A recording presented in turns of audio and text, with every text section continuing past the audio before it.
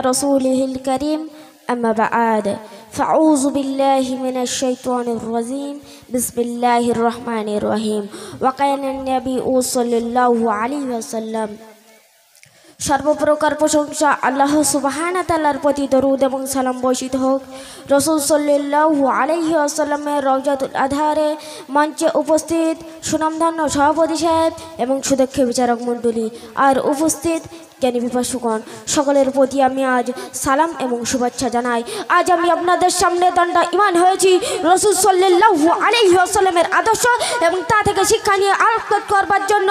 যে নবী সম্পর্কে স্যার একজন নিউটনকে জিজ্ঞাসা করা হয়েছিল যে এই সারা তাম পৃথিবীর বুকে মহামানব আপনি কাকে নির্বাচন করতে চান, তখন তিনি মাইকের সামনে এসে বলেছিলেন হযরত মুহাম্মদ সাল্লাল্লাহু আলাইহি ওয়াসাল্লাম in the perfect and leader. তার আদেশের কাছে সারা পৃথিবীর মানুষ মাথা নত করতে বাধ্য। শুধু আমরা বলেছিলেন লিডার নয়, as a father, as a leader, as a teacher, he is the superman of the world. তিনি পিতা হিসেবে দিলেও শিক্ষক হিসেবে দ্বিতীয়, লিডার হিসেবে সর্বসেরা। তিনি পুরো আদর্শ দ্বারা সারা পৃথিবী বিশ্বকে জয় করেছিলেন। সুপ্রিয় দর্শক, আজ থেকে 1450 বছর আগে আরব দেশের মক্কা নগরীতে জন্মগ্রহণ করেছিল রাসূল সাল্লাল্লাহু আলাইহি ওয়াসাল্লাম। দীর্ঘকাল পরেও আজ তার আলোকবার্তা চিরসুমান্বিত হয়ে আছে।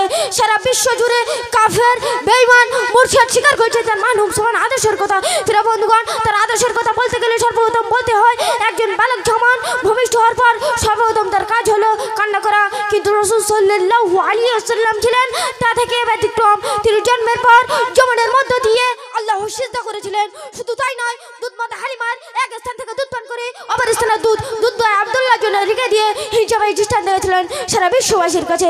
বালকরা যখন মাঠে খেলাধুলি করতে চেন তখন তিনি খেলাধুলি দেখতেন না। তিনি ছিলেন মহাগুণের অধিকারী।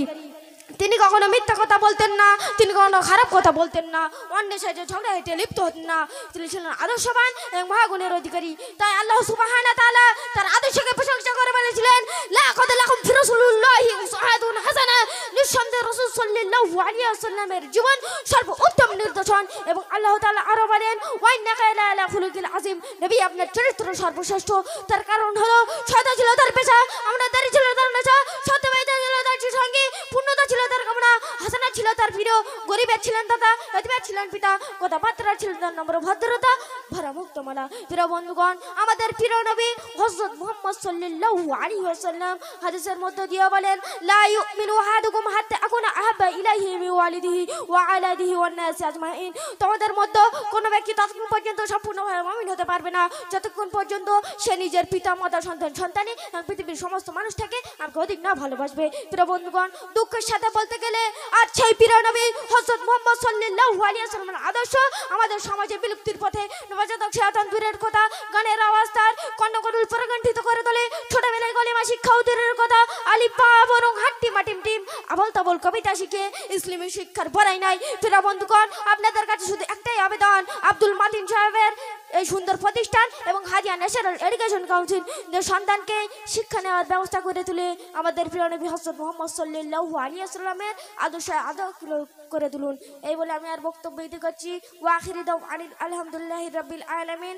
পরিশেষে বলতে চাই, ভাষা প্রান্তি যদি কোনো ভুল হয়ে থাকে তাহলে ছোট ভাই বা ছেলে হিসেবে আমি ক্ষমা করে দেবেন। ওমা আলাইনা ইন্নাল বালাগ। আসসালামু আলাইকুম ওয়া রাহমাতুল্লাহি ওয়া বারাকাতুহু।